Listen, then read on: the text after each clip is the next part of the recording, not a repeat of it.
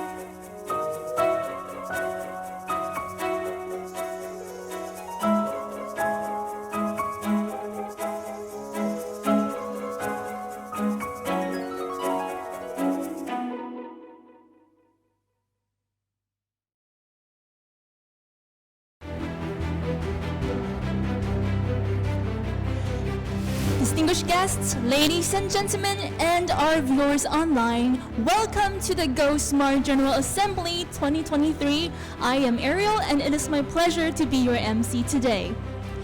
As an international network of smart cities, GoSmart connects and facilitates communication between government and industry, promoting collaboration between smart cities through inner-city POCs.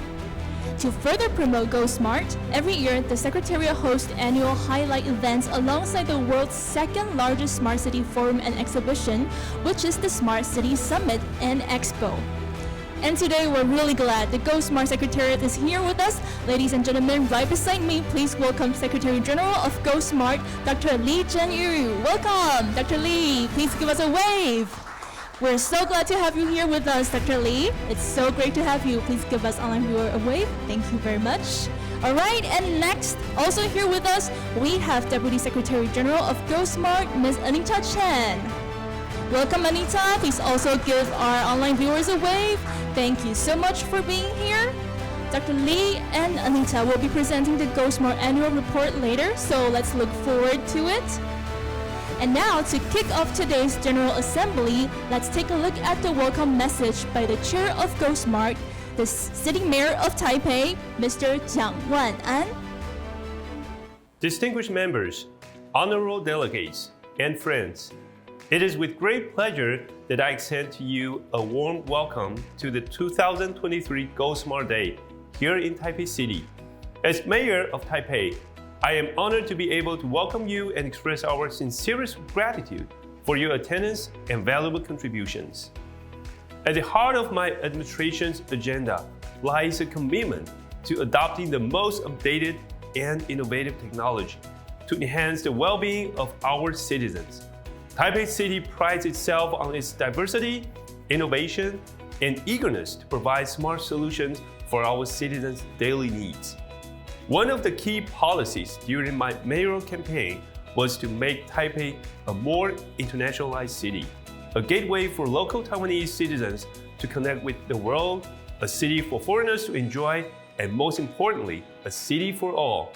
Hereby, I would like to invite you to visit Taipei once again, and I hope that you can mark visit to Taipei in your calendar as often as you can. As the chair of GoSmart for 4 years, Taipei City has enjoyed a fruitful collaboration with international stakeholders in the public and private sectors through GoSmart. I firmly believe that through this platform, we can further strengthen existing relationships and establish new ones with other smart cities worldwide, paving the way for new solutions and innovations that can enhance the quality of life of our citizens. We have had notable successes with GoSmart, such as Morphosense, a French structural engineering company participating in the structure monitoring carried out at the Shezi Bridge, located in Taipei.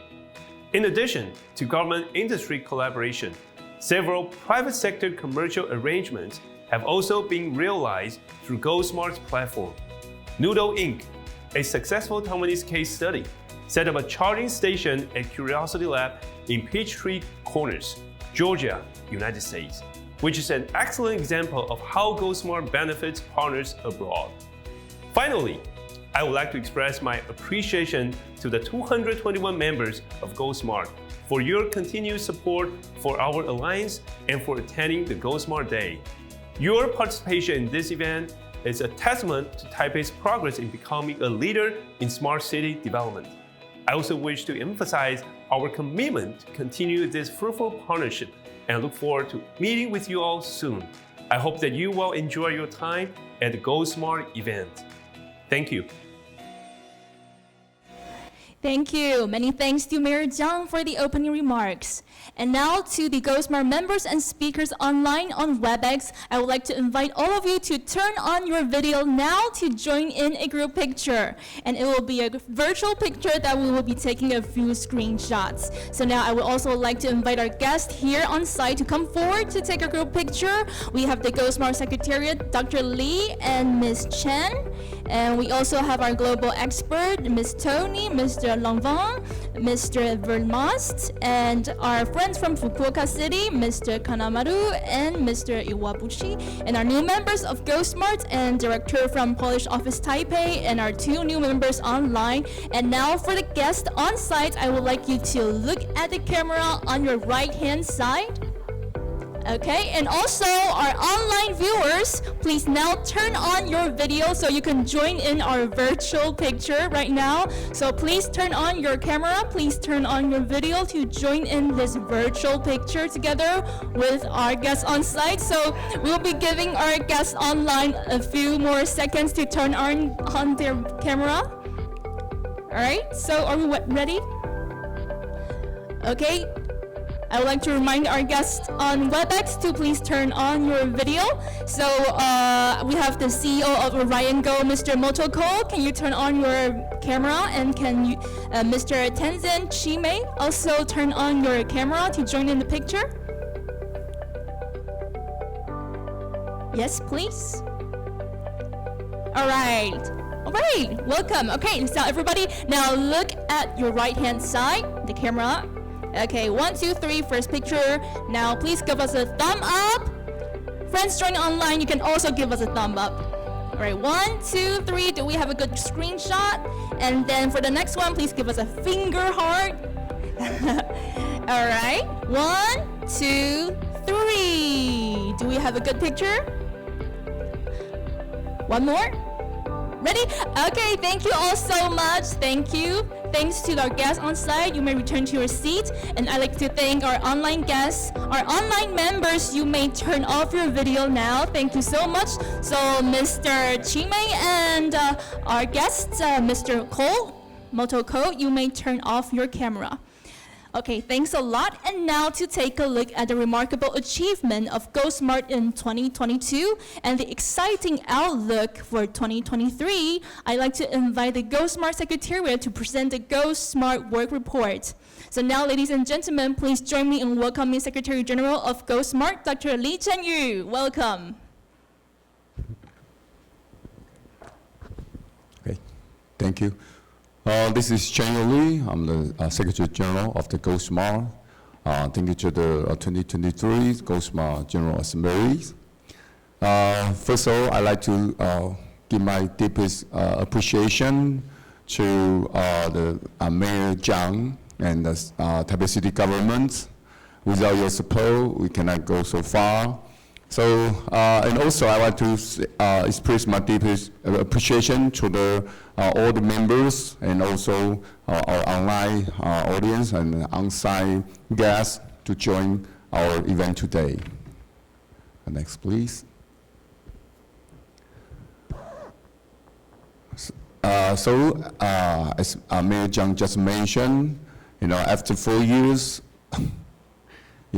now we're going to the 2021 members, and thank you for all your support. And especially for today, we also will introduce a few of our new members to all of you. So in the past 1 year, actually, we do lots of effort to helping our members, industry members, city members to be able to work together to improve their cities. So I think it's a very good platform for all of us to work together to share our experience and share our solutions. Next, please. So I also want to thank you all of our strategy partners around the world. With your support, it makes us more easy to connect to all the stakeholders worldwide. Not limited to our 220 members. Next, please. And especially thanks to all the strategy committee members. You are very important to support us, to help us to run the GovSmart organization, to support us in every event. So once again, I want to say thank you very much. Next, please. And for the rest of the report, I will ask my colleague, Deputy Secretary General Anita Chen, to make a briefing. Thank you. Thank you, Dr. Lee. So thank you everyone for being here. I'm Anita, the Deputy Secretary General of GovSmart. So it's my time to introduce you that how we start this organization. So like Mayor Zhang just mentioned that the story can go back to when the French startup came to Taiwan in 2018. So it was a startup and it founded in 2016. So it's really new. And when they tried to find a demo site in Asia, which that they never done, because they have done a lot of projects in France for the structure monitoring in Eiffel Tower, nuclear factories. So they have done a lot of projects there, but they haven't done any project in Asia. So when they came to us, they want to do some project here to show that how capable they are. So it's hard for foreign government to directly work with international companies. So we help them to find local partners here. So what you can see here is like, you say in 2018, allow me to read what they have wrote on their website. Careful selection that we took the opportunity with GovSmart initiated in Taiwan and planned the demonstration project, collaborated with the Taipei City government. Thanks to the support for Taipei City government, we identified the target site of Shezhi Bridge based on the needs and win the Union Project Horizon 2020. So it's a win-win for both of us. So we realized how important this collaboration spirit can be. And that's why that everything was started.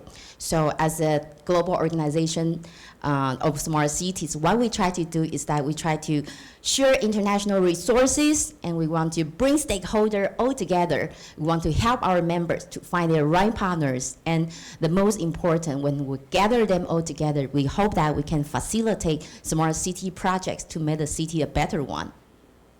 So if we want to memorize what exactly GovSmart is doing, that we can say we try to engage and facilitate, or we want to discover and encourage this kind of collaboration. So before engage and facilitating, what we try to do is that at least we need to know that who should we find and who should we work with, who should we engage with. So during last year that we have done a lot of events, and those during the COVID even, we had a lot of forums and based on different topic, and we have a lot of matchmakings to help the partner to find each other.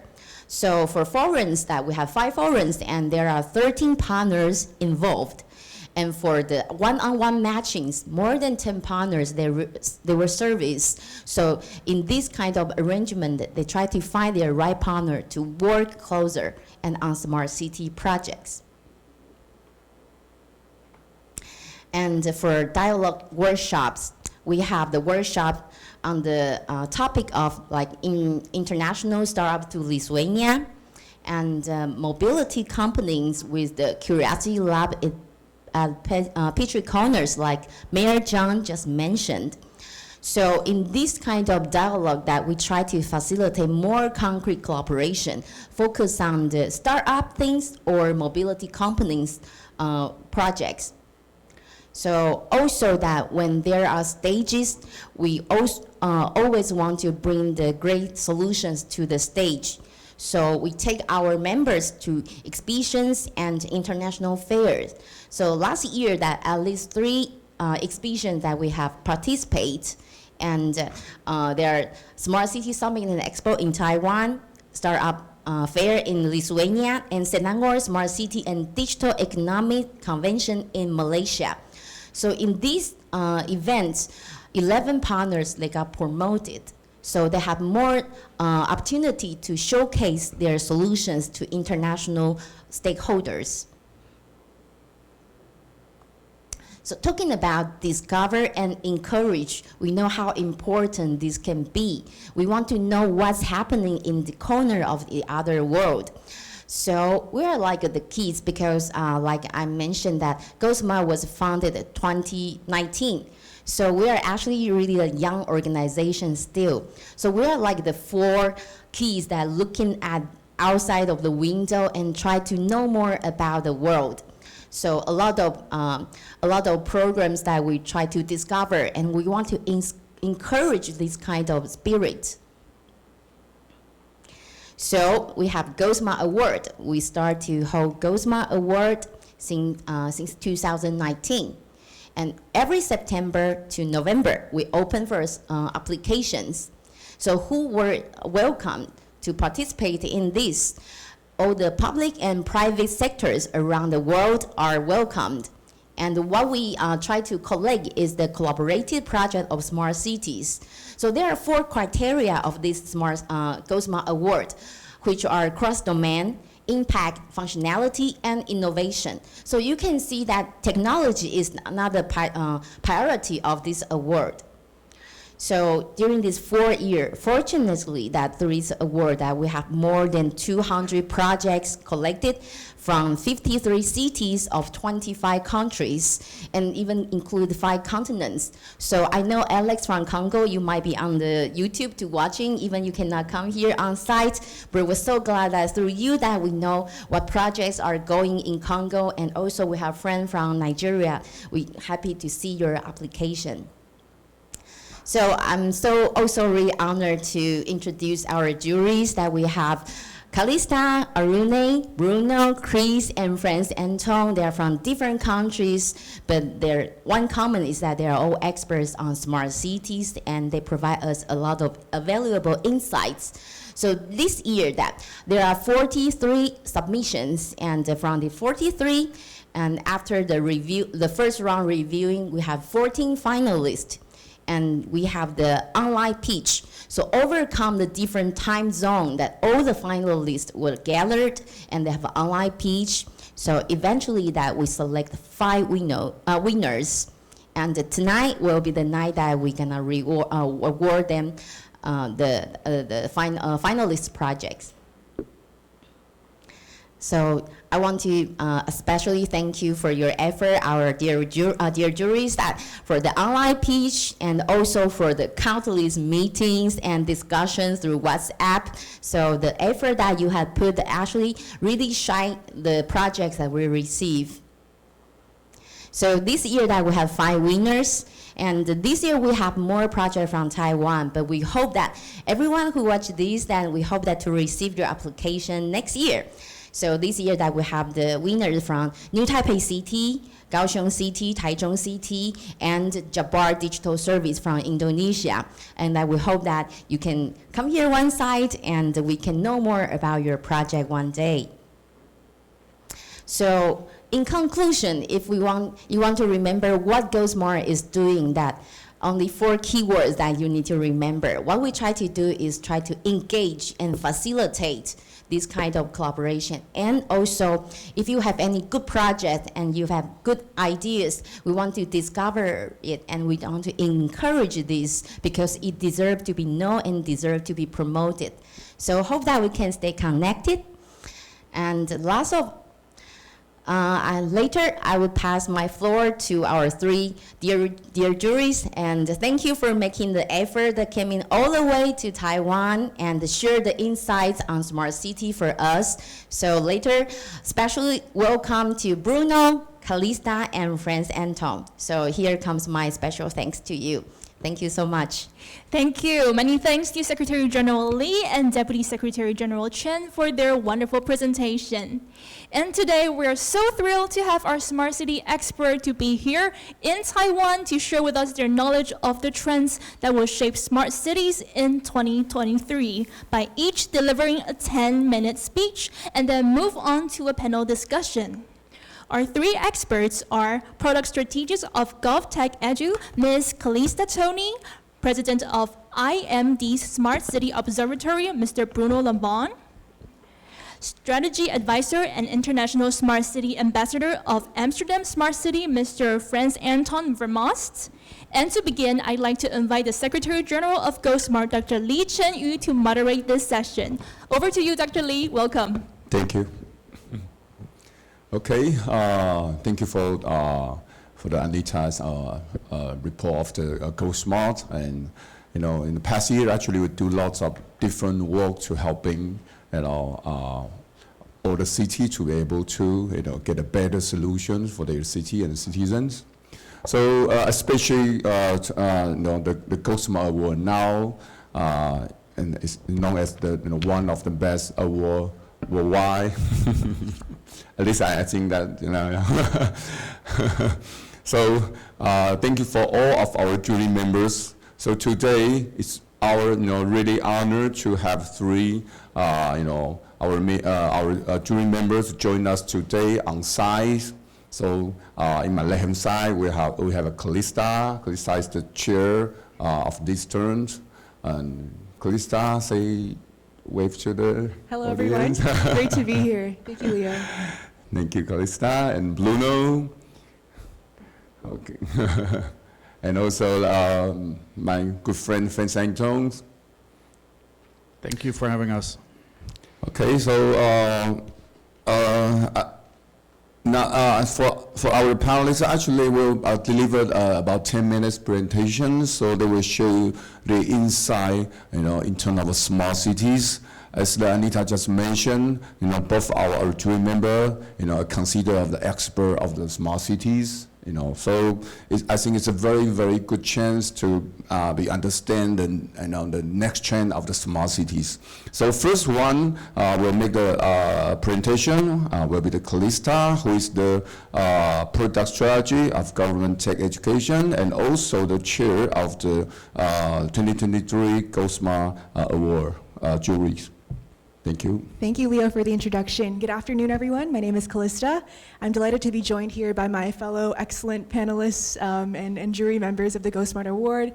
And I have a huge thanks to the GoSmart team for flying us down here and inviting us to be part of this amazing event. It's great to be here in person and to be joined by all of you, both online as well as here in Taiwan.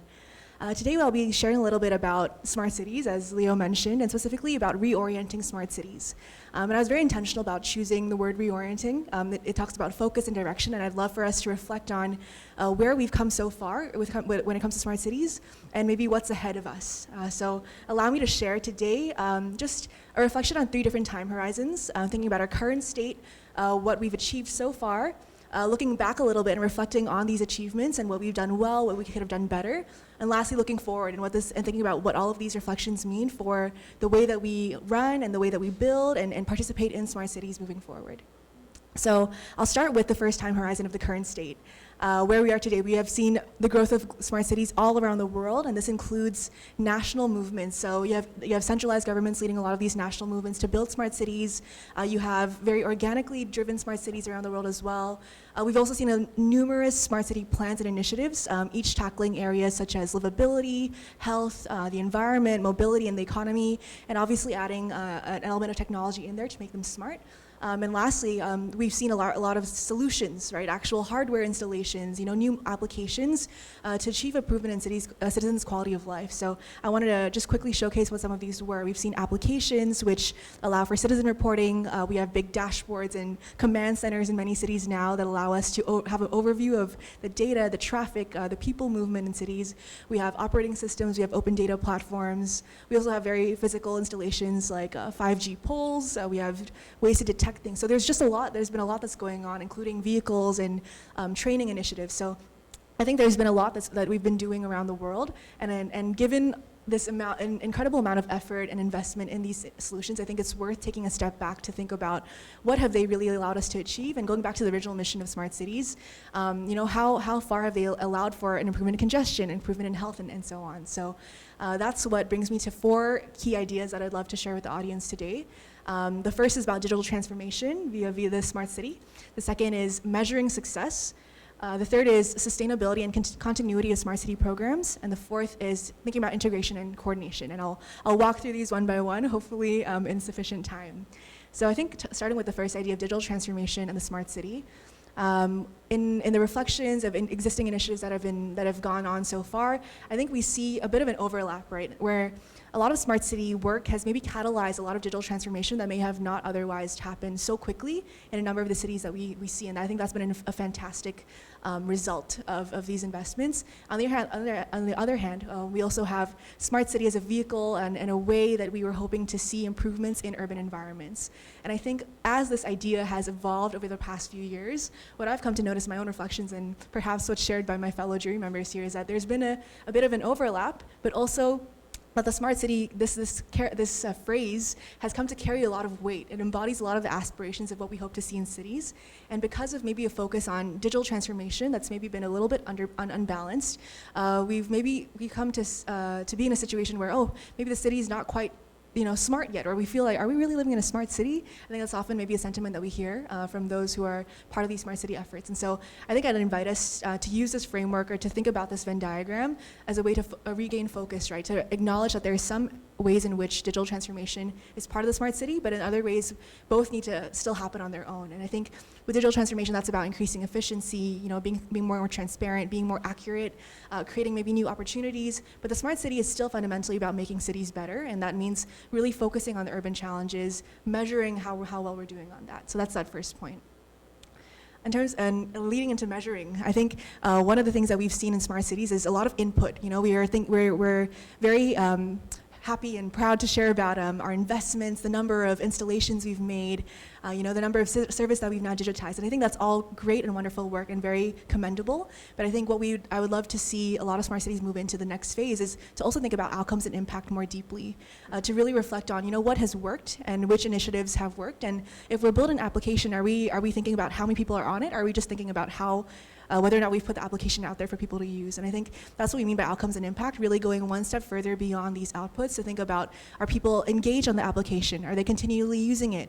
Are the complaints being resolved? Are we saving time on actual traffic because of the new traffic management system we've installed? So I think holding public officials, holding smart city governments, holding these solution providers accountable to these different ways of measuring impact in a more deeper way, I think is going to be really important moving forward for us to not only know if we're doing a good job, but for us to also determine, should we keep investing in this, or should we change strategy? Should we share our learnings with others so that we can learn from the smart city innovation that's going on around the world?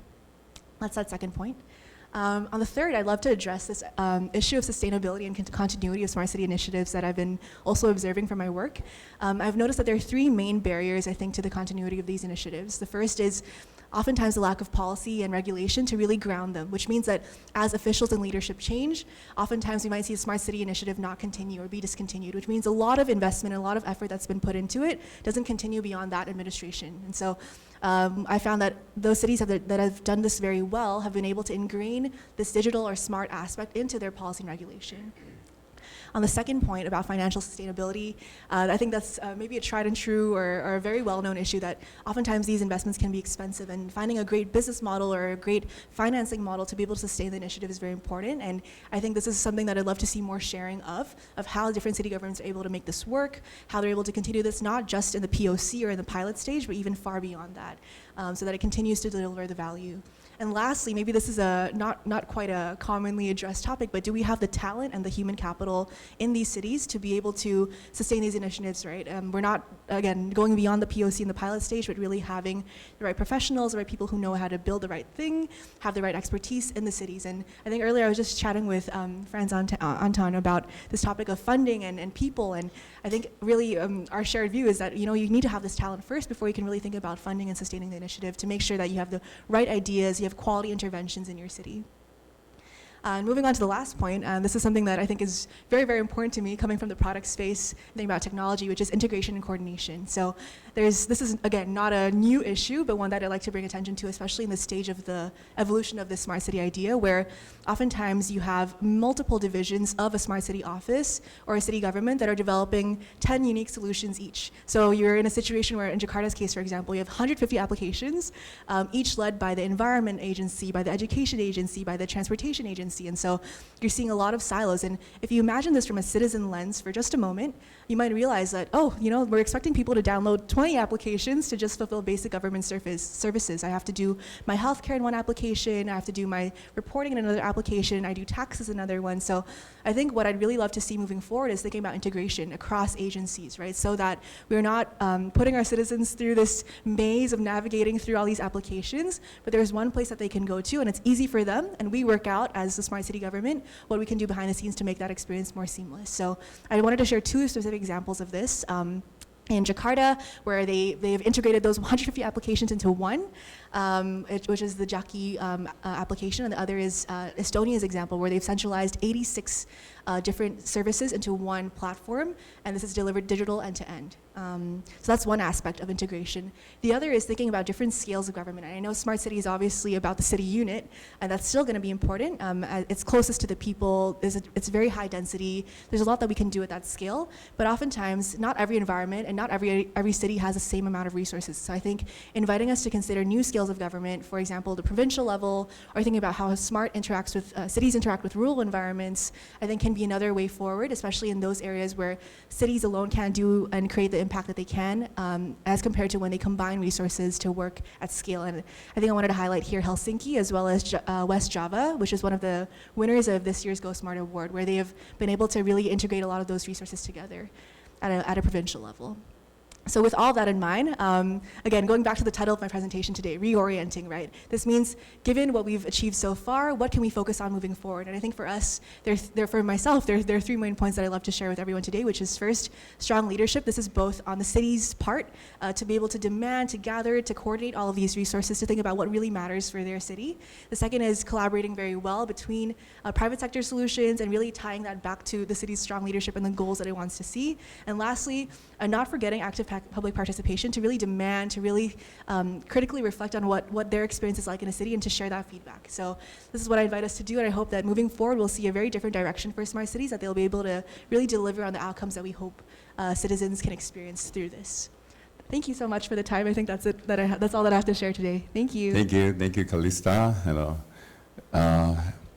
It's very interesting, because we, for our team, for the jury member, we already worked for lots of years, but actually, except the FA, it's my first time to meet, Callysta and Bruno in person, but it feels like an old friend, So I think that's the change after the pandemic. And thanks to Callysta for pointing out several very important factors of the smart city. And actually, before the Callysta back to Indonesia, actually she worked for the Eden strategy in Singapore. So actually, she study lots of smart city case. So for our next speaker is Bruno.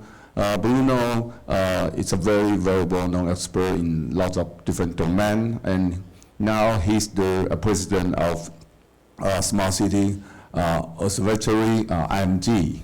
So I know that you will, announce the index, recently. I believe that gives lots of city lots of pressures. So let's welcome Bruno to deliver his talk. Thank you, Bruno. Thank you very much, Leo.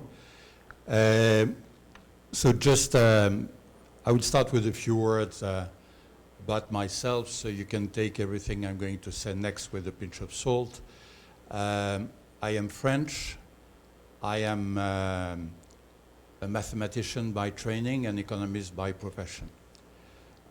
Being French can be defined in many different ways. One of them is, why make it simple if it can be complicated? Being a mathematician can be summarized by the fact that there are three kinds of people: those who can count and those who cannot count. And the third about the economist is, who was the first economist ever, which of course was Christopher Columbus, because when he left, he had no idea where he was going. When he arrived, he was not at all where he thought he was, and all of that on public funds. So you add the three, French mathematician and economist, and you can get an idea about what I'm going to say about smart cities. The idea behind it has proved a very powerful idea. This is what we see in the facts. At the same time, ideas are made to change over time, and we are reaching a point where, as Callysta said, a need is being felt to reorient smart cities, and I would go one step further, talking about reinvention. So one of the points that Callysta mentioned is the importance of measuring efforts. And this is what we've been trying to do at the Smart City Observatory for now 4 years by developing the Smart City Index. And this is what I'd like to describe first, just to mention the fact that the index is a global index. So we try to give a message that should be not just for those smart cities that have made it, that are recognized as smart cities, but also for those who are not there yet, in parts of the world where the technology is still not ready, where people are not ready, but where the intention of benefiting from the lessons of the experience of existing smart cities is very much part of the strategy of city leaders. So trying to be global, we have developed two products. One is the Smart City Index, and the other one is the collection of case studies that we try to publish regularly. The first book was called 16 Shades of Smart. The second one that came up during COVID was Cities in Time of Global Emergencies, Environmental Emergency and Health Emergency. At the time were heralded. And I will not disclose a secret by saying that the next edition of the Smart City Index is due to come out in a few days from now. Actually on 4th of April, you will have the new rankings and a new methodology of the index. So what is the index? I will not describe all of its components, but just to give an idea to those of you who are not familiar with it, it is a multidimensional mapping. That is, we try to look not only at what cities do using technology, but more importantly, at how well do they perform in addressing the needs of their citizens. So the index is composed in two parts.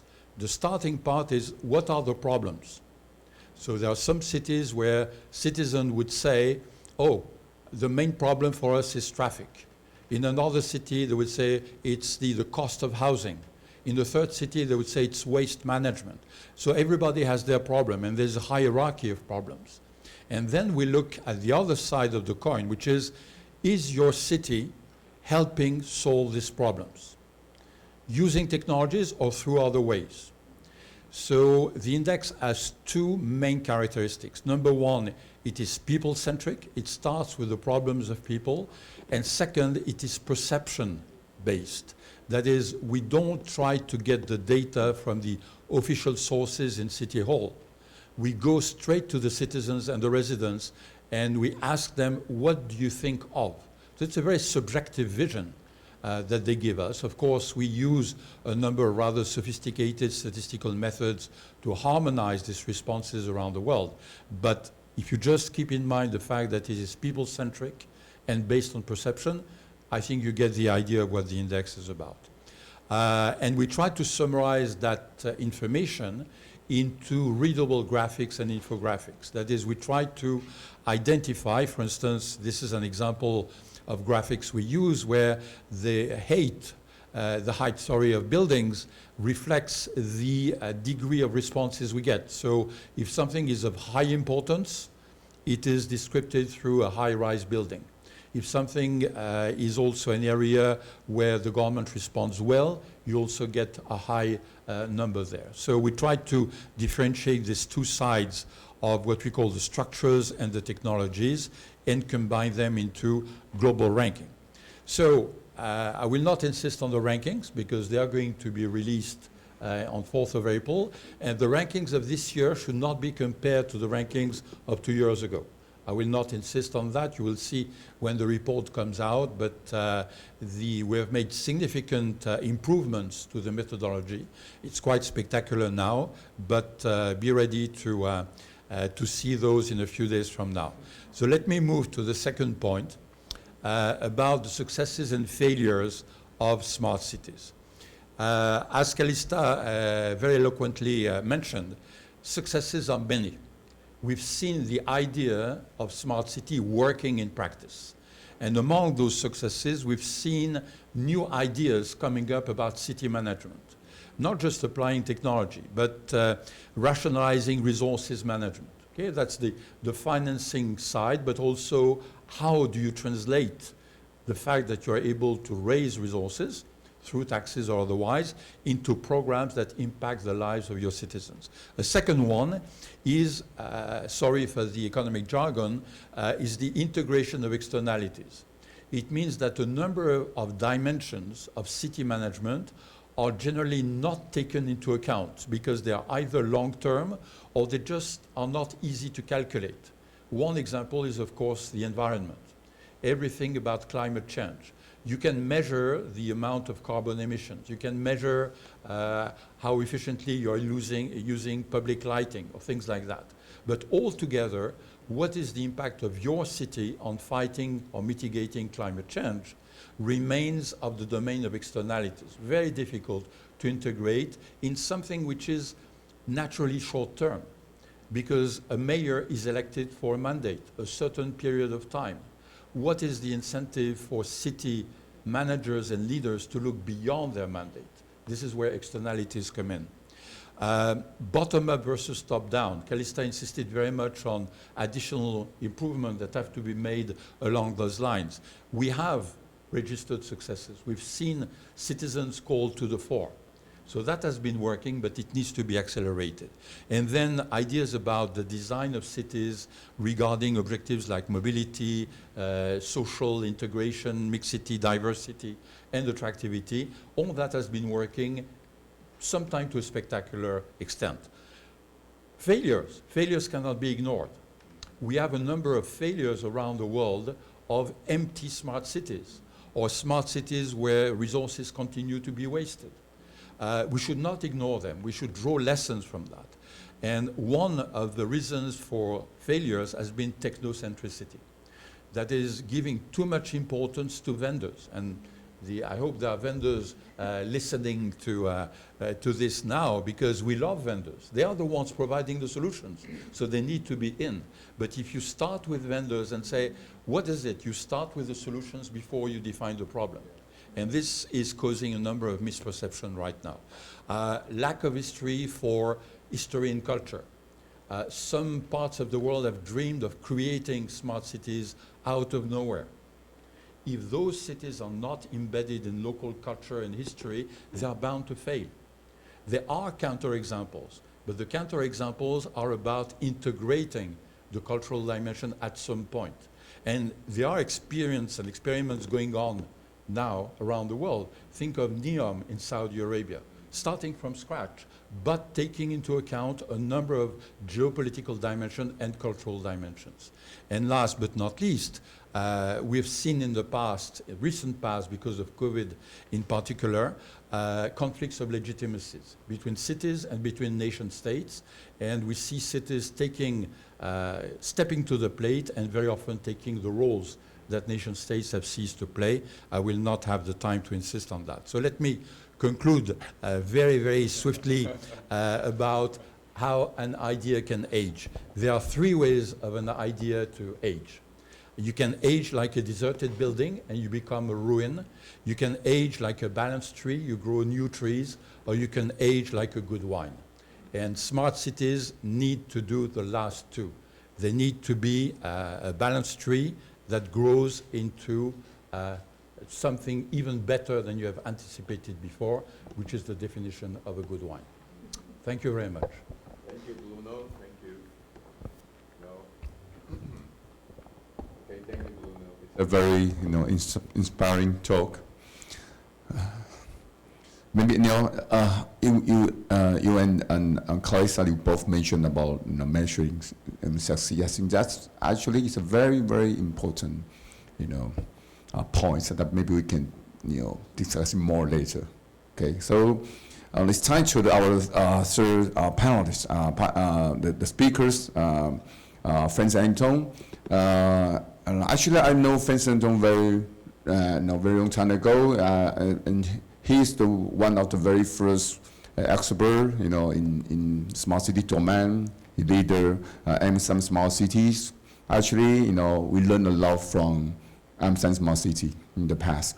So now he's the strategy advisor and also the Amsterdam smart city ambassador. So he do lots of knowledge sharing, experience sharing to all the different cities. So welcome, Frans-Anton. Thank you very much, Leo. It's always a pleasure to be here and to be able to share some lessons learned and some best and next practices from a metropole on a human scale called Amsterdam.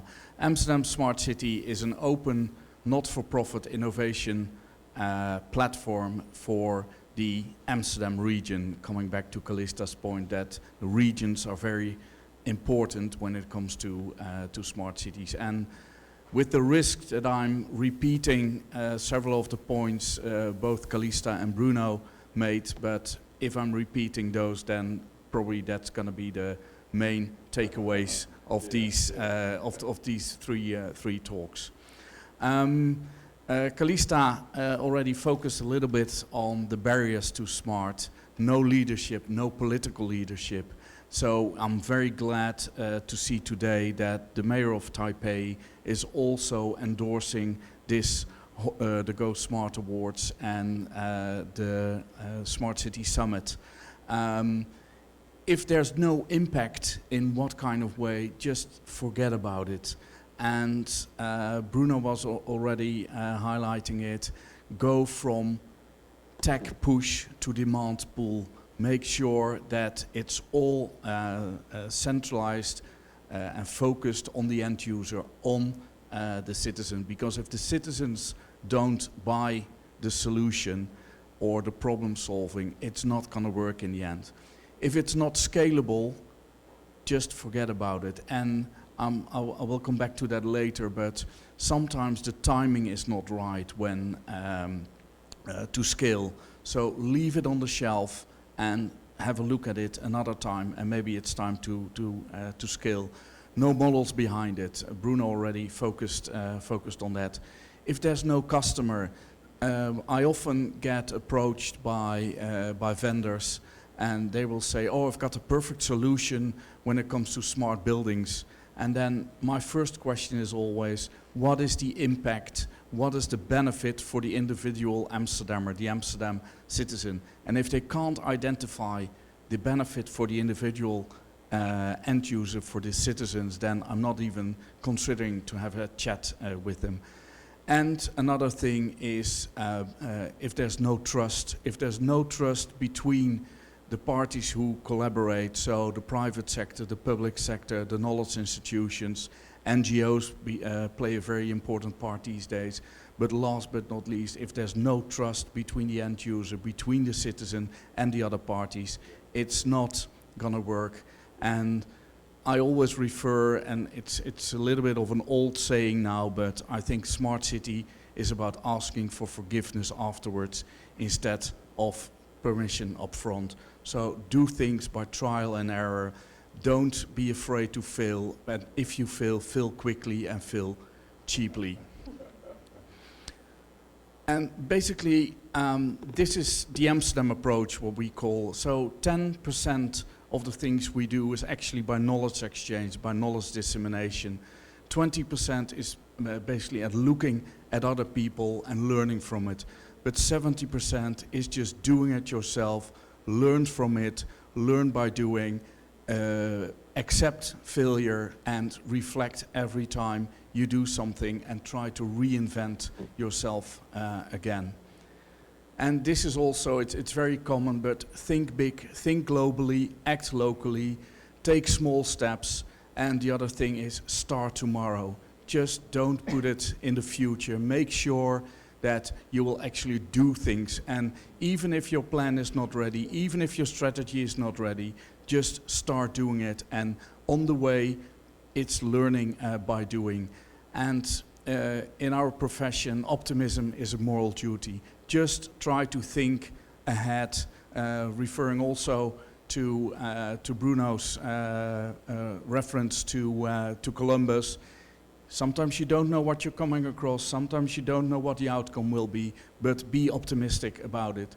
And another very important thing we learned in Amsterdam Smart City is don't talk about people without them being present. Make sure that they're always present within the discussion.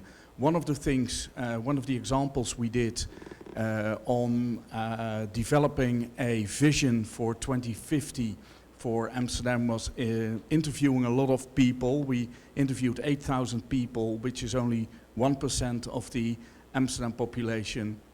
And probably one of the best sessions I've been to was the session with the homeless people. How do homeless people see exactly their city in the future? And one of these guys was mentioning, okay, we're homeless, we do not have a physical address, but these days we all have a mobile phone. Can you please provide us with free Wi-Fi, and can you have charging stations for their mobile phones so at least they can connect to governments, to local government? Oh, that's not working, no problems. There was a lovely movie involved on the right-hand side, but no problem. Another key issue towards the approach of smart cities is open frameworks, open API, open data, open platforms, open innovation. And one of the things we established together with Helsinki is the Amsterdam Open Algorithm and AI Register, because we think everything should be done on a non-discriminatory in a non-discriminatory way. We have to make sure that algorithms are understood by the Amsterdam citizens, that they are transparent, and that they, in the end, they can be looked at from a democratic control point as well.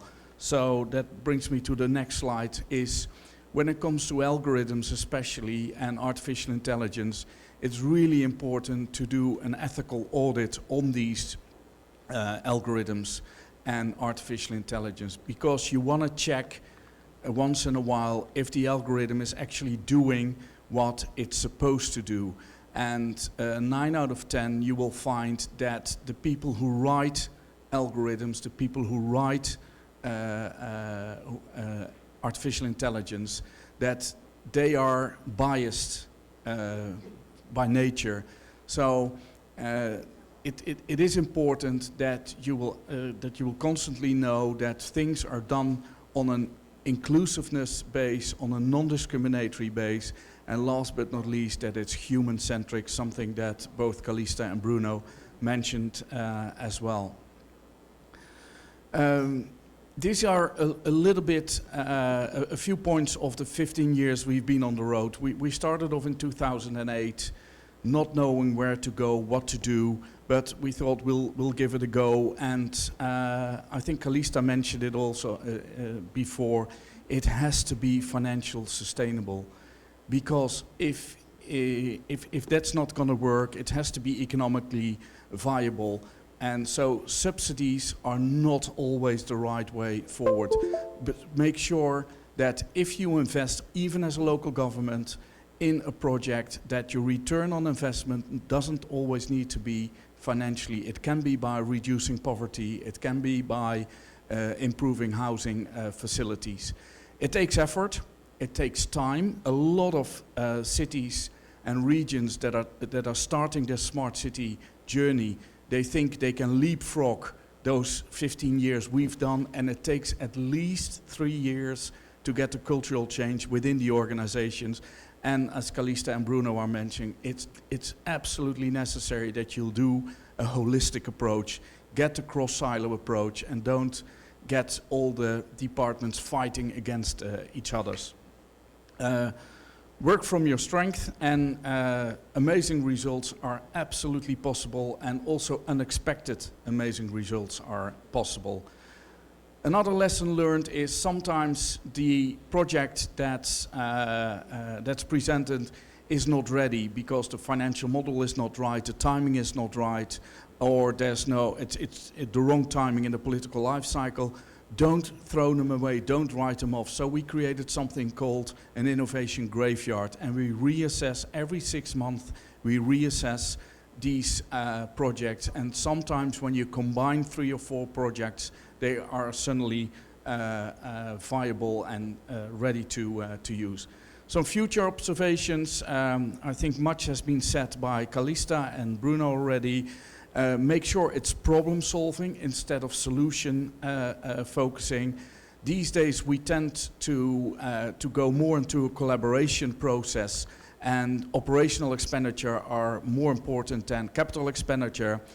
All the other things I think I've touched upon: social innovation, and last but not least, inclusion, non-discriminatory and human-centric. Thank you very much for your attention. Hope to see you soon in person in Amsterdam, the metropole on a human scale. Thank you. Okay, thank you, FA. I'm very agree with you, FA, that I think couple points that we all very agree is that the first one is the leadership. Yeah, in fact, I'm totally agree with you. I have a lot of experience to work with different governments. So if you don't get any authority, nothing will done. Yeah. So yeah, we definitely need to include the bottom-up making, but everything wrong with the top-down. So basically, leadership is one of the most important thing. I totally agree. And also mention about the people, problem. I think that is exactly the heart of the problem. I mean the smart city, internal smart cities. The reason we for today's panelists, actually we were not talking about ChatGPT or AI something or blockchain. The reason I don't do that because we are not driven by the technology. We need to deal with the problem, deal with the real issues. So I'm very, very agree with you. I hope that also can get some score for the index of Taipei. Can I do that? No, it's too late. So, and also both of you mentioned about the financial. I think financial also the very, very typical issue of the smart cities, because there's they also for every city actually they have very, very limited resources, even the big cities. So actually they need to make decision where they need to put the money in. Yeah, so I think that's a very, very good question, and so, but that's not my question. Actually, my first question to all of you, because I believe in Taipei we already do very well, in the financial part. But I think most of the city, they face a very serious problem about how to measure the success. Yeah, and it's separate to two different levels. The first one is how to define your success inside your government. I mean, inside the city government, city level. And then another aspect is how exactly to communicate with the people, citizens. I have, talked to lots of, the leader of the smart city office, something like that. They both have this kind of, problem. They do very hard to, try to bring everything to deal with the problem. Yeah, but actually, it's very difficult to show their credit. Yeah. So my question is, do you have any suggestion to all the city, or maybe the people who try to promote the smart city, how exactly they can improve that to be able to measure have the right way to measure the success, and even how to get the credit from that. So that's my first question. So. I'll take the first stab at it because it's a fundamental question. What we've seen is that all over the world, fiscal structures have pushed responsibilities from central government to local government, especially cities. In other words, in most democracies around the world, central government people wanted to be elected and they promised to lower taxes. They lowered central taxes, giving more responsibilities to the cities. And this started with Reaganism in the US in the 80s, and it has spread to many parts of the world. So cities now have the ability to raise more taxes than in the past, and they have more responsibilities. So the financial equation has been pushed back to cities. That's the first element. The second one is that cities are more manageable than nation states, generally. The agility of local governments, the proximity to population makes cities the ideal test beds for new technical solutions and new solutions altogether. So that's an incentive to also do things better. But it's a good idea to start with rationalizing the use of financial resources because this is visible. The third element, and I will finish with that, is that if we look around the world, we get a different picture. So exchange of experiences and experiments among cities, meetings like this one, are critically important to the future of smart cities. From the point of view of financials as from other point of views. And just a footnote about languages, I think that the French language is one of those languages that is better to solve the problem of smart cities because it is a problem in which the problem is masculine and the solution is feminine. Yeah.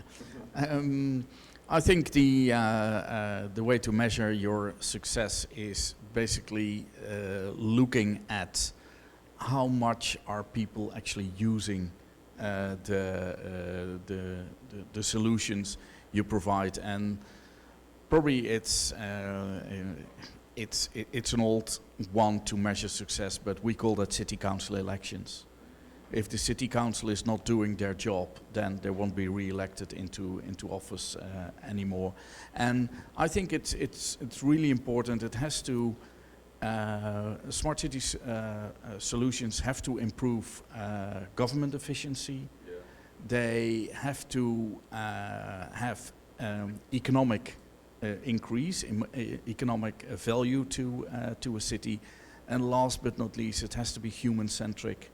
And that's why I'm always glad that if you go into neighborhoods like Bruno is doing with his Smart City Index and actually ask people, interview people, and the cross-fertilization that comes out of that when you talk to people and let people talk to each other, that's where the brilliant ideas come. And I think that's also the level of participation is a good measure for success.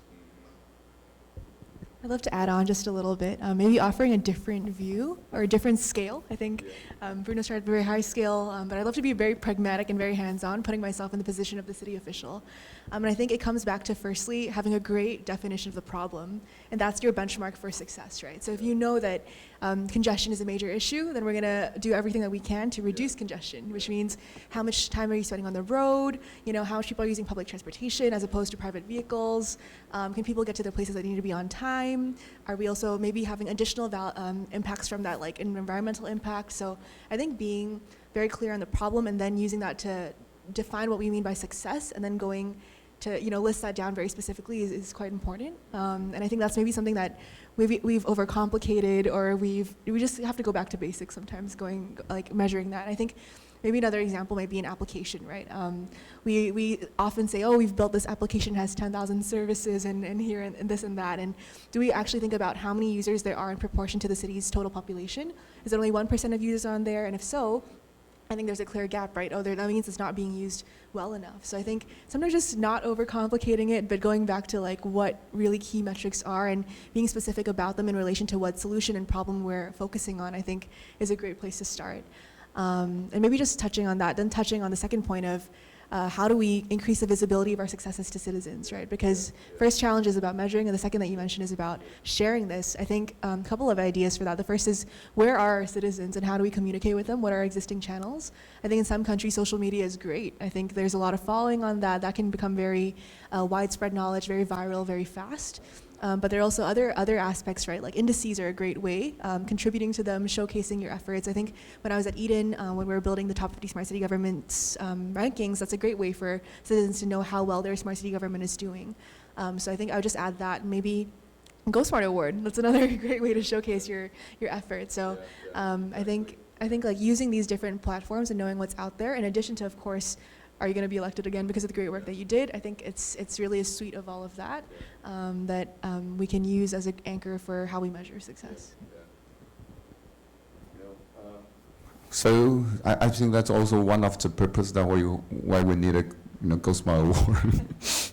And then I think because there's sometimes people will mix up the credit from the original department or the we call it the small ones. For example, if we want to deal with the traffic problem, it's critical to the smart solutions, not necessary sometimes, probably the system will work. Yeah, so, yeah, but, I agree with you. Yeah, it's a very, we probably can, look back to the very fundamental way to see what we can do with that. Okay, so how many time we have? So my second question is good, great. So my second question to you is, so as you, in your personal opinion, so what will be the next step or the next trend of the smart cities? Because we, I know you have have lots of idea in your talks. Maybe give as one of the most important, and why is that? Because I believe that for the small city, the trend is come out for at least decade. Lots of people are doing almost everything.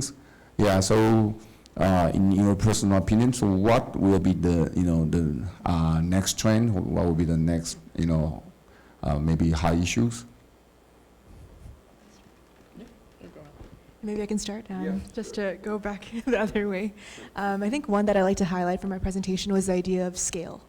So I think we've been talking a lot for a very long time about smart city at the city scale, but I think moving forward, given maybe what we've learned about how the city scale works, there are some things that do work very well there, but there are other things that might be better when we aggregate resources or when we pull together talent and we're able to deliver those services to cities that wouldn't otherwise be able to do that on their own.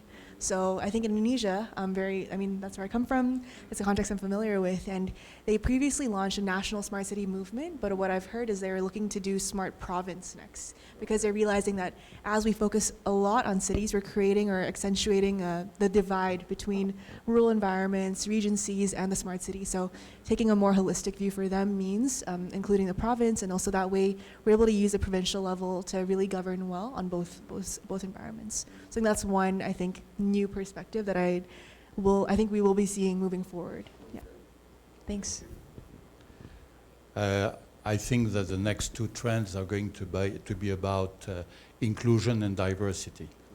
In the past, cities used to compete for trade. They wanted to be fairs. Then they competed for investment. They wanted to attract people and industries from the outside world. And now they're competing for talent. Because we can do more things online. You can have e-citizens. They don't need to reside in your city, but they can still contribute to creating value. So the competition for talent worldwide is going to be, in my view, one of the main forces behind the design of the future smart cities. And we are going to see two things. First, high-level talents is going to go to the places where they enjoy quality of life, when they can have a better work-life balance. And all that has a number of implications for the kind of infrastructure, but also access to services you can have. And the second trend is we're going to see a growing emergence of second-tier cities. That is, the cities that are not necessarily the capital cities of the country, they're not necessarily the economic hubs. They are medium-sized, smaller population kind of cities, realizing that size can be a handicap. That if you want to have creative solution, you want to be inclusive and diverse, being a medium-sized city below 1 million typically is an advantage.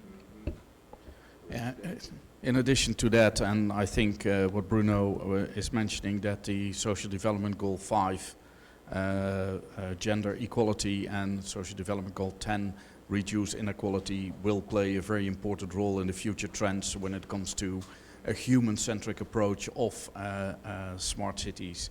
Another thing what I see is that the different parties in the double, triple helix, quadruple helix, whatever you want to call it, they have to take their role. Governments, take your role and don't try to be a party from the private sector. Also knowledge institutions, play your role within the whole process and don't try to confuse all those roles within the process. And I briefly mentioned it as well, is what you tend to see is that especially local governments are not that interested anymore in having huge capital expenditure. So they don't want to pay €1 million or $1 million to get, for example, smart light poles. They're far more interested in having a collaboration where they actually lease the land pole and having the operational expenditure of 100,000 a year, but at least that you have a joint responsibility when it comes to maintenance and to servicing these assets. Thank you very much. I think we have a couple times for the last question. Okay, I see. For the last one, a little easier. In the past few years, you already reviewed lots of different solutions from all kind of the cities. So can you get us maybe one case? You don't need to describe the details. Just maybe you can point out some of the problem or question or a status that, and then you can make some advertisement or no advertisement. Make some suggestion, to the solution or to the city or to all the cities. Yeah, what do you see? What's the probably what the major issue they face right now? Any any comment or any suggestion to those cities? You don't need to specific to to one cities, okay? Or any word you want to say is fine. So just be as resilient as possible and look at problems every day from another perspective. Something we couldn't consider 4 years ago was COVID. Sometimes we couldn't even think of was the current situation in Ukraine, which also has an effect on the energy prices in Europe. So make sure you are resilient. I don't believe in national smart city strategies. I more believe in strategies on a region level or on a city level, and just review them. And once again, as I mentioned earlier on, fail fast and fail quickly if you need to fail. Okay, thank you. So maybe Bruno? Yeah, so I can leave the last word to Callysta. Yeah. One example, I would take one example, Bilbao in Spain. Okay, 250,000 inhabitants, small city. 30 years ago, Bilbao was smokestacks. What you could see was only chimneys of industries, dark clouds. There was a river that had been completely buried. Nobody wanted to live there. Look at Bilbao today. It's one of the most beautiful cities in Western Europe. It is attracting talent and investment from all over the world. It is one of the first decarbonated cities in Western Europe. So it can be done. It's one example that can be done. But if you ask people in Bilbao, what is the decision that was made by the city that created success?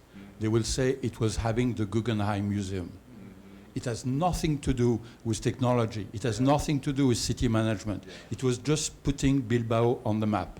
They use a cultural tool. Maybe other cities can have better ideas, but projecting yourself in the future does not necessarily mean getting solutions from what has been done until now. Think the future as something you create, not something that will fall upon you. Thank you. I'll keep my remarks very short just to wrap up. But I think one big idea that I want to leave the audience today with is just going back to fundamentals. I think that's maybe a theme that we've seen in the past few presentations that we've shared and the ideas that we've discussed. And I think going back to fundamentals, not forgetting about good planning, not forgetting about, just creating more space or greenery and just these things that are not so fancy and very shiny, but still do the job. And then we can think back to what we can add on to embellish that, to accentuate that. But the fundamentals have to be good too. And sorry, just one quick one that I like to sneak in, which is about, what's it called? Sorry, I just lost my train of thought there. But essentially about smart cities, just rebalancing, right? Rebalancing from just this tech focus, like I think we talked about, back to what we can do and to improve the citizen experience. Okay, I think that's the, very wonderful, conversation, with three experts of the smart cities. So once again, I want to thank our three speakers, three panelists, and also our important jury of GoSmart Award. Thank you very much. Thank you. Thank you. Thank you. Many thanks to Dr. Lee and all of our panelists for sharing their wonderful insights. Thank you so much. Thank you. May we turn to your seats? Yes, so what we've just heard was the wonderful discussion between Dr. Lee and our panelists, which are also our global expert and juries of GoSmart Award. And now we are so thrilled to introduce you to the new members of GoSmart. The representatives will each deliver a brief introduction to help us get to know them better. Orion Go company focuses on the R&D and provision of indoor and outdoor positioning solutions. They have successfully transformed competitors into sales partners and together conduct business development for customers who need location data for industrial upgrading.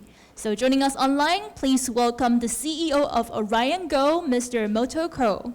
Welcome. Hello. Welcome. My name is Moto, and our company is focused on positioning algorithm service provider.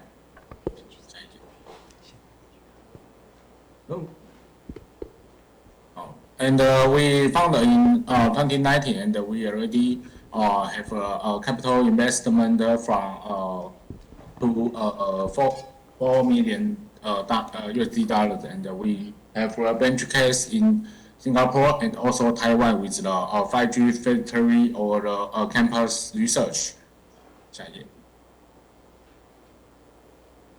And our major difference with other positioning company is we didn't use the iBeacon or ultra band, and the field no need to change everything, and we just use our software architecture to help our customer to get the positioning service. And we also provide our algorithm in a lot of IoT device type, including PDA, tablet, and AR glasses, and body cam, AMR, AGV, 5G, UE. So our algorithm can support in everywhere and every type of IoT device.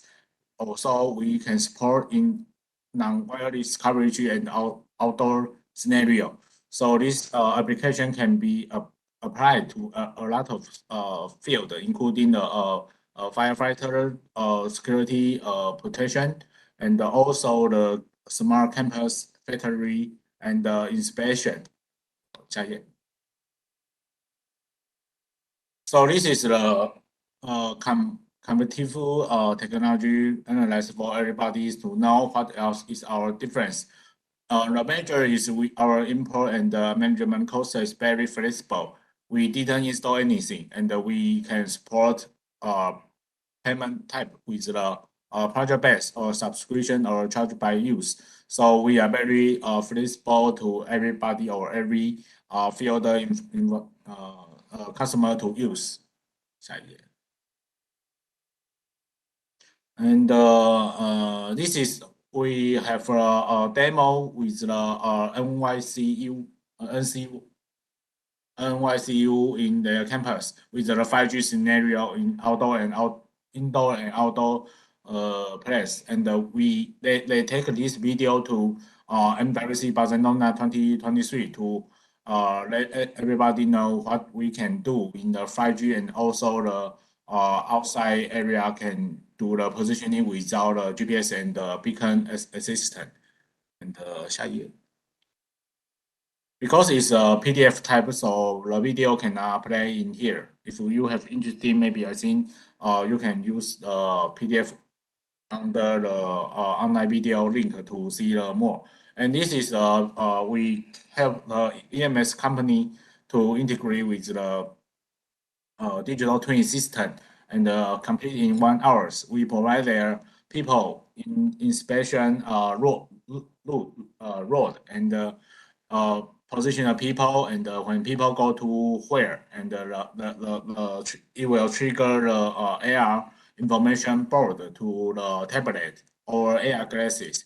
It will help the people quickly to know where he is and what they look. Also the local people and the remote people.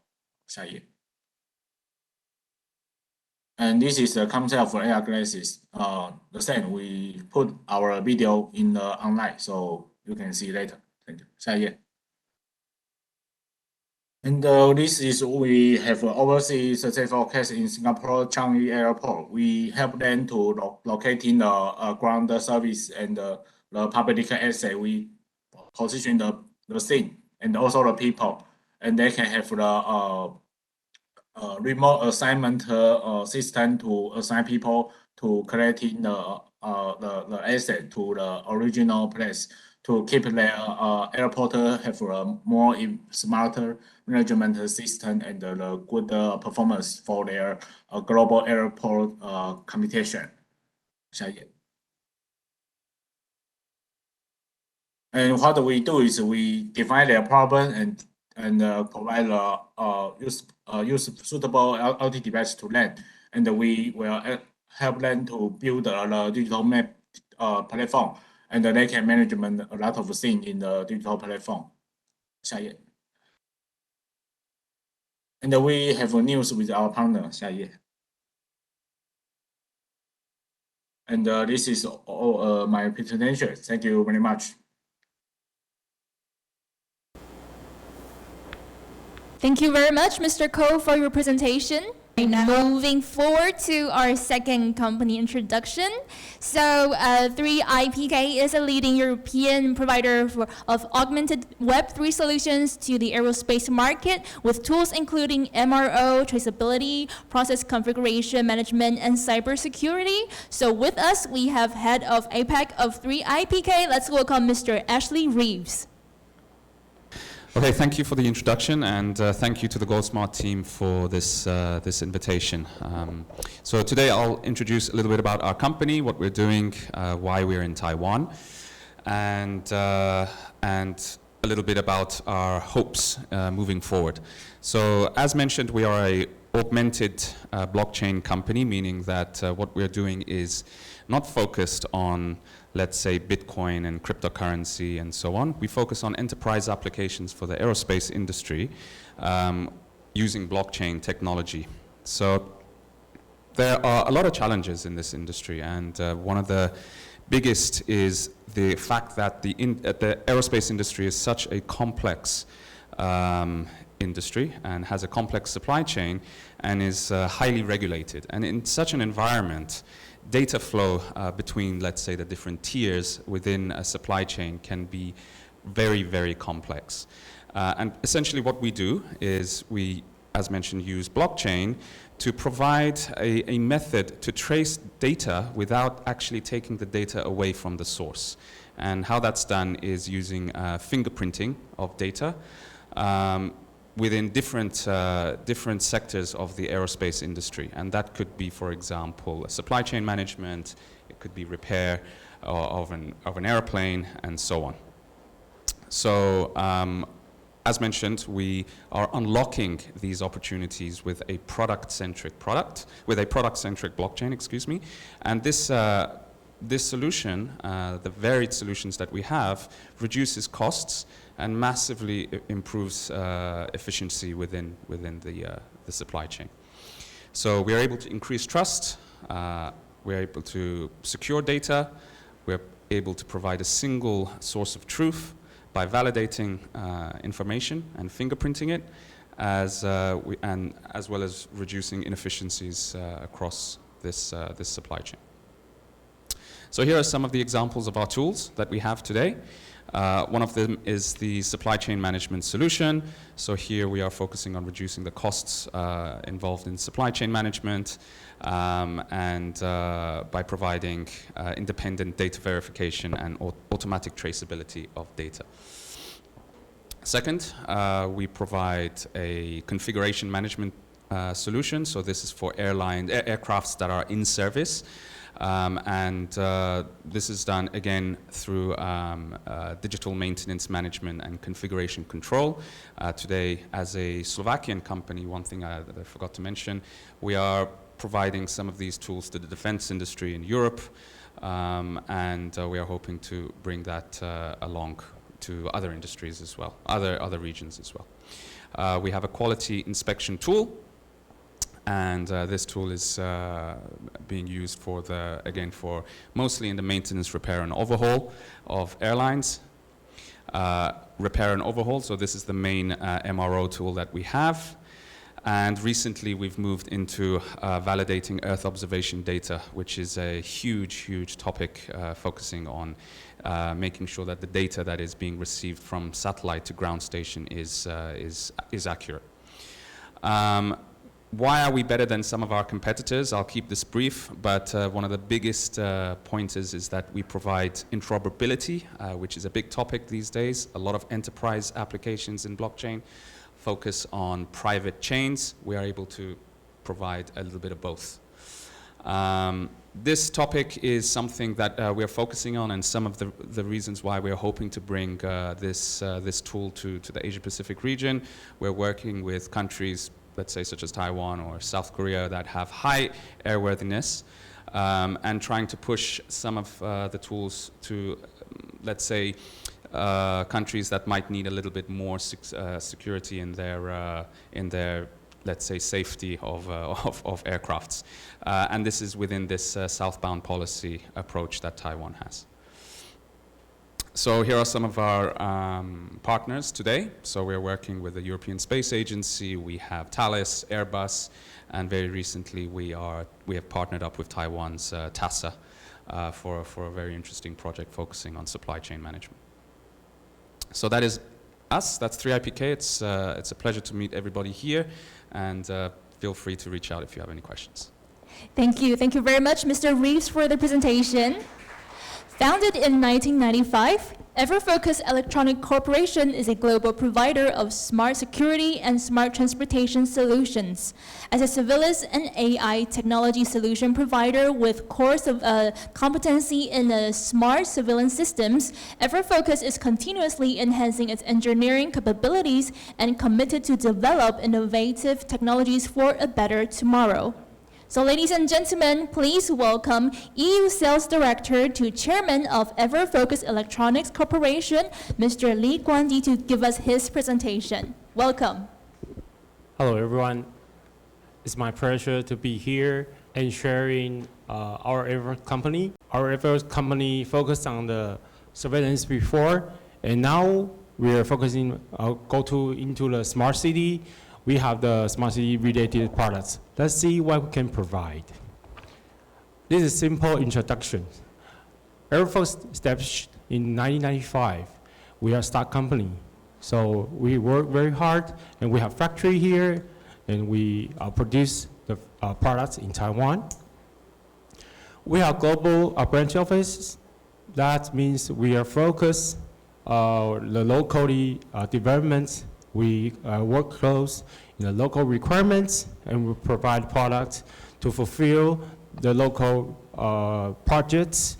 And we are very focused their requirements because we can provide related accessories and boards, any support, including the software engineer, and we can have the on-site support. We can provide lots of services. And this shows EverFocus. Before we are camera providers that clear pictures, then help customers and they can see very clear pictures for the surveillance. And now we also have the NVIDIA software to record important videos. You can see playback very clear pictures. And now we're become the smart city providers solutions. We can provide industrial PC, we can provide boards and software, and a lot of applications for our clients that can apply their applications on our hardware. So become more and more requirements, we can become a partnership relationship with our important partners. So that important partners help us to grow up very speedily, and we are focusing also on the vehicles. And the vehicles bring us very important because a lot of the buses, traffic on the streets, we can track and see any events happen on the bus. And also we have the MRT in Taipei cities. We have 6 lines. We have recorders. We help them to do a watermark, a lot of the input. So basically, for the smart city, we input a lot of the communication with the government, communication with their standards, regulations. We spend a lot of time with the encryptions. So a lot of the data transmissions, it's for our 4G, 5G is our base. So anything, we have all kinds of domain know-how to help our clients to help this city go smart. And let's see what actually we do in projects. For example, we had work with very famous logistic partners and vehicle manufacturing, and we passed their TRA testing in Japan. So we're glad to work with them, and we try very hard, our R&D team, the software team, to solve the problems.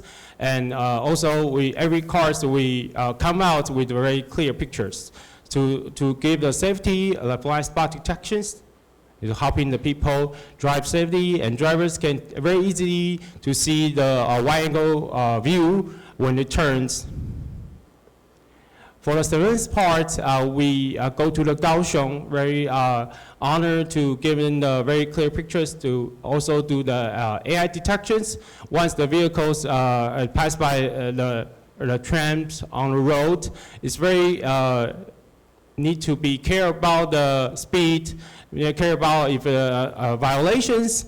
Our surveillance is not only given very clear pictures, so we also given license plate recognitions, so they can track the cars, where it goes, and what's happening on the streets. And also we have the guard all the surveillance around this science park. So we are happy to work with them, and there's growing up projects coming nearby the Aihe rivers, and this is very happy work with them.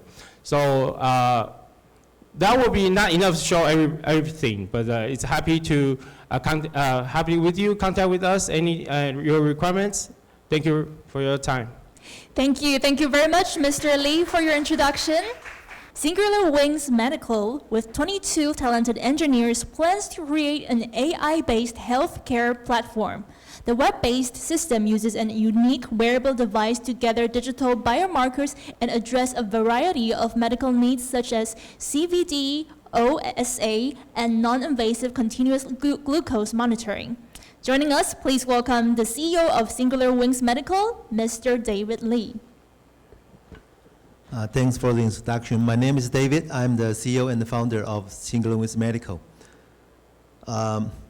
We have been committed to ourselves to improve the people's health, and we are trying to bring the healthier life to people. This is a team assembled by talented engineers and seasoned entrepreneurs. We are in the digital health and the medical AI sector. The company has been established in 2015, and so far the current capital size is around $5 million US. We possess an outstanding R&D team, and on top of that, we have a highly esteemed advisory board. They are doctors, professors from the medical schools and hospitals. The beauty of our technology, as mentioned earlier, is we use just one device and big data and AI to address a variety of different diseases. For example, the first one is cardiovascular problem. The second one is OSA, obstructive sleep apnea, and the last one is non-invasive continuous glucose monitoring system. The system is like this. It is attachable to the chest skin, and it collects simultaneously EKG and skin temperature and body motions and respiration and some environmental parameters. We have been certified by ISO 13485 since 2017, and recently we have been cleared by TFDA and FDA Class 2 medical devices. As you can see, for going to the market, we also have been certified for nearly all the certifications for safety, performance, and quality. So it is now ready for nearly all the worldwide market. This is our expansion plan. Started from 2015 from Taiwan, and we have set up our first US company last year, and now we are setting up our first EU company in Lithuania, Vilnius, this year. This is a brief description of our architecture. The user wear our device, and caregivers, they can monitor lively at a distance remotely the user's vital signs, and the server on the cloud can raise alarm upon emergency, and the server can create automatically periodical report for subscription. As mentioned earlier, we address quite a variety of different diseases like cardiac arrest. This is a typical sudden death reason, and OSA, and also drowsy driving. This is very important for traffic safety, and I think this is definitely benefit for a smart city. The last one is non-invasive continuous glucose monitoring. As we know that traditional detection way for diabetes patient, there are some drawbacks on the finger pricking and taking the blood samples. And the method that we are developing takes no invasive method, and it can continuous measure and provide the glucose fluctuation information, which is quite helpful for the diabetes management. This is a brief introduction of our business model, and these are some examples for our report, which can be automatically generated from the cloud server. Okay, that will be conclude of my presentation. Thank you very much. My name is David from St. Louis Medical. Thank you. Thank you very much, David, for the wonderful introduction. Thank you. SPM Global Technologies helps business leaders simplify IT solutions so client employees can concentrate on what's most important, which is delivery. They build custom software and enable companies to transform and digitalize their businesses. The range of services spans from customer software solutions and services to support and training for architecture, implementation, integration, and DevOps. They are located in Bengaluru and serve clients across the globe. Ladies and gentlemen, joining us online, please welcome Software Sales Associate of SPM Global Technologies, Mr. Tenzin Chime. Welcome. Hello everyone. So good afternoon from SPM Global Technologies to all the GoSmart event attendees. So we are very grateful that GoSmart has given an invitation to have a presentation about our company. And we are delighted to say thank you for the GoSmart to have a new member of GoSmart. So next slide. So this would be the agenda of today's GoSmart event.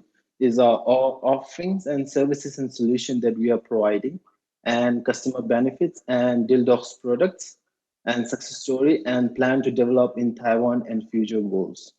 Next slide, please.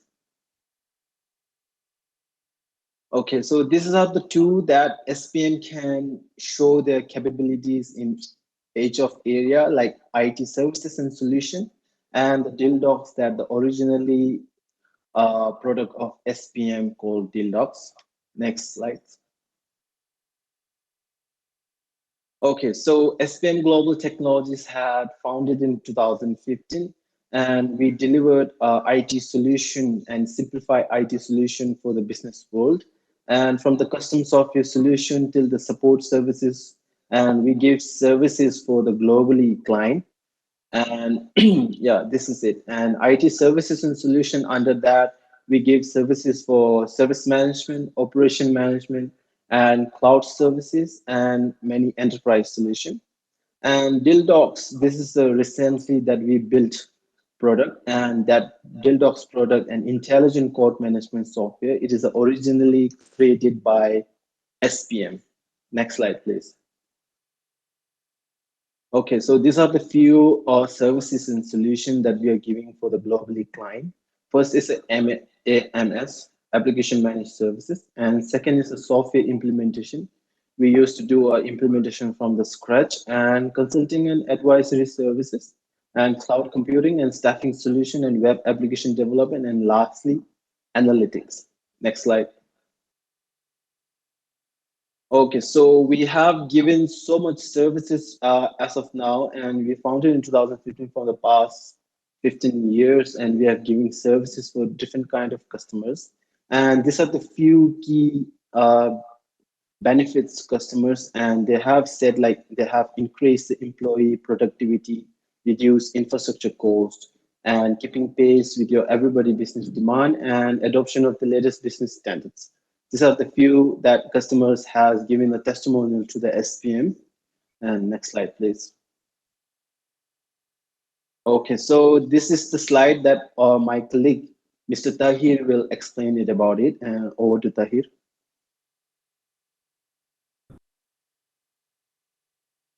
Business analyst in SPM Global Technologies. Can you please put the previous slide? Okay, thank you. So today I'll be briefing you about the DILDOX product. DILDOX is a CRM software tool designed by SPM Global Technologies mainly to simplify the process of creating and managing legal documents related to business transactions.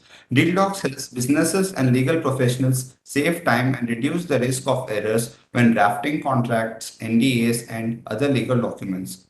As you all know, creating legal documents is time-consuming and is cumbersome and is prone to errors.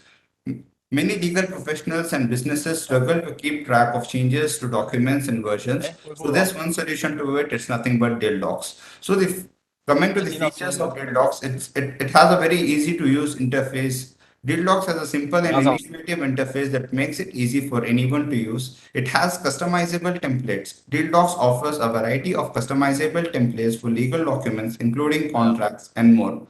Collaboration tools. Dealdogs allows multiple users to work on the same document simultaneously, making it easy to collaborate and track changes. And it also has the feature of version control. Any changes made to the document, Dealdog saves it automatically and tracks changes to documents, making it easy to revert to the previous version if necessary. And last but not the least, the fast approvals. Dealdog allows you to have faster and quicker approvals, converting days into minutes and allowing multiple users to work on different codes simultaneously. Over to you, Tenzin. Okay. Next slide, please. Okay, so we have a few. Hello. Okay, so business analysis and success story that we have done a project with the State Bank of India. So these are the few success stories that we have earned from some of the customers that in India, State Bank of India. And the pain point of the State Bank of India has concerned that a critical network operation center setup they needed. So these are the requirements that State Bank of India given to us. And this is our initiative from SPM to the State Bank of India. We have set up some kind of a ServiceNow ITSM for the State Bank of India and solution for the cater to ITIL. And we have refers the service management and asset management for the State Bank of India. And these are the summary approach that.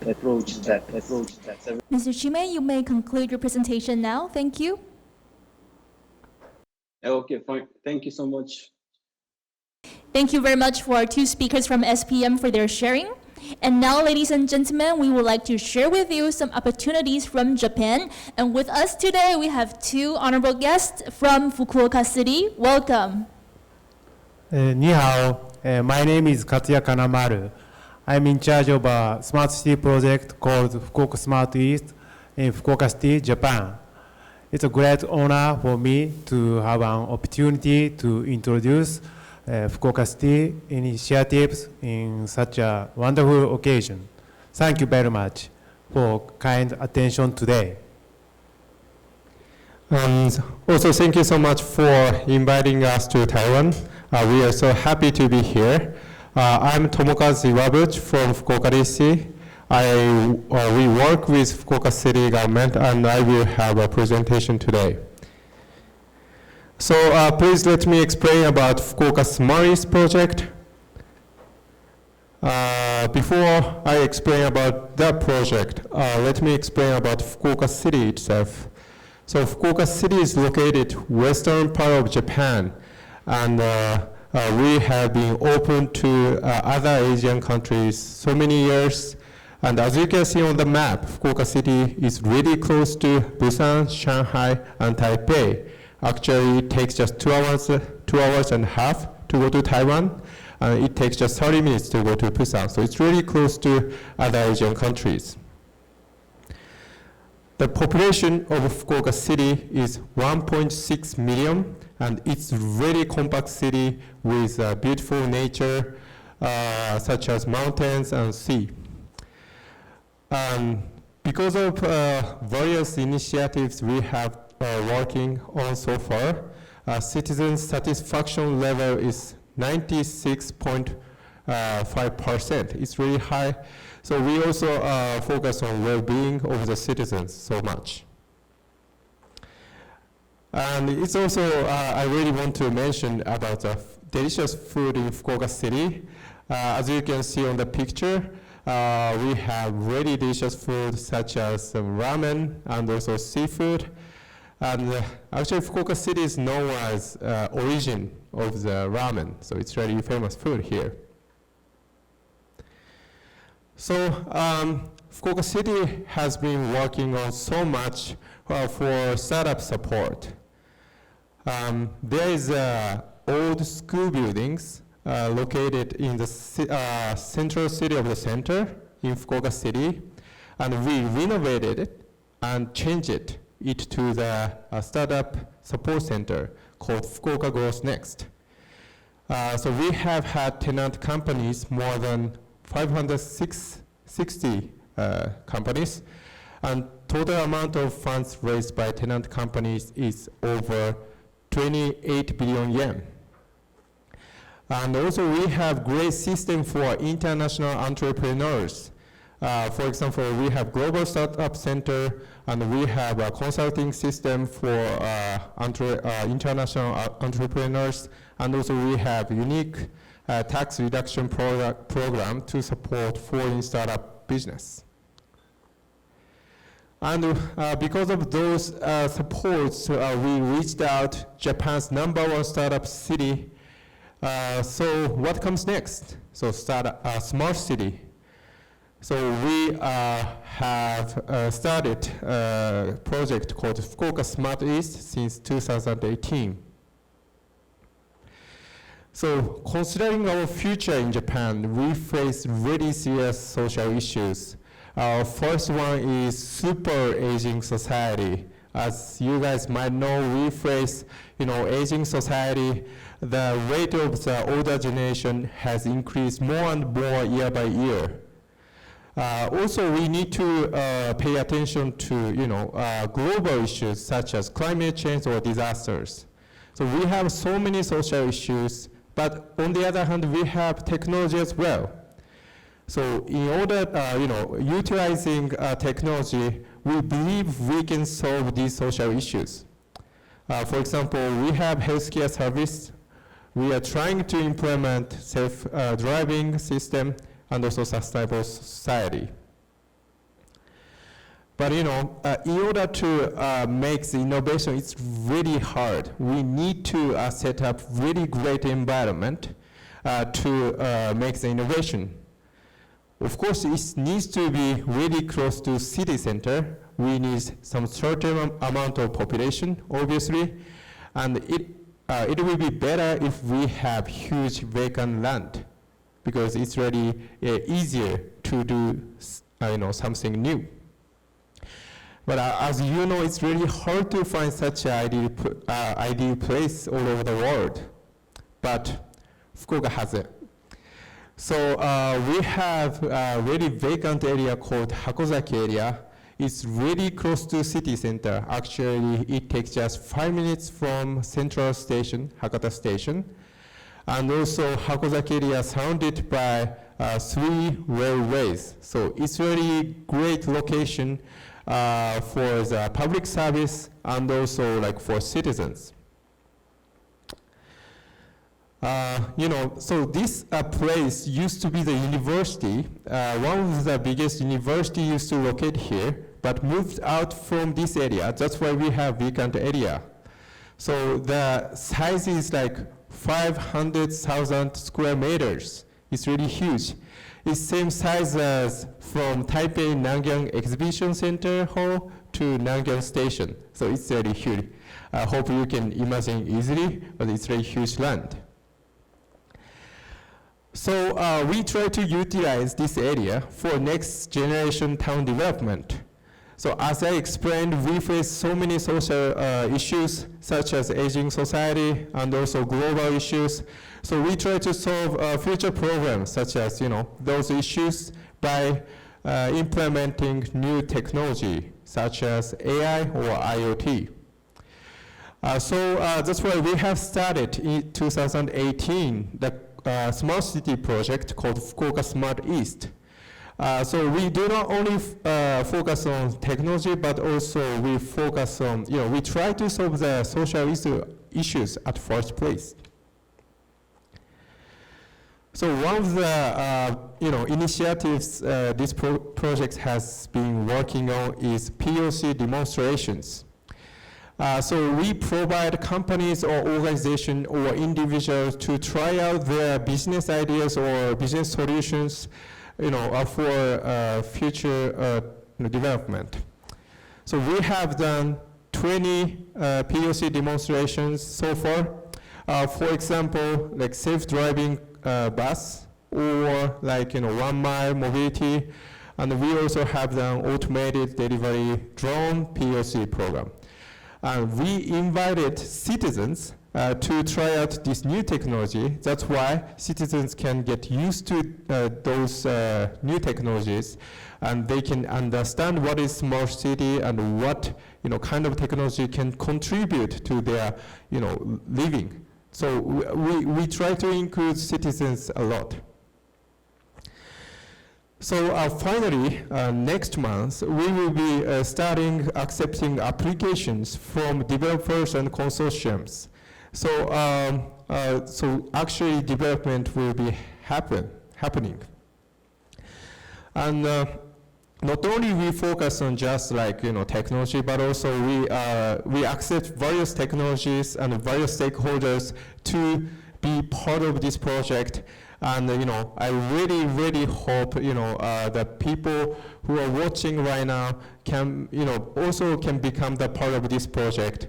And please join us, and hope we can work together for future developing and also world level super smart city. Thank you for kind attentions. Thank you so much. Thank you. Thank you so much to our guest from the beautiful and smart Fukuoka City. You may return to your seats. Thank you so much. And ladies and gentlemen, with this session, we successfully concluded the Go Smart General Assembly 2023. Many thanks to all our speakers and our online viewers for you to join us today. And for more information on smart city strategies and collaboration opportunities, do stay tuned to the Go Smart website. Thank you again for joining us today. Have a nice day, and we hope to see you next year in 2024. Goodbye.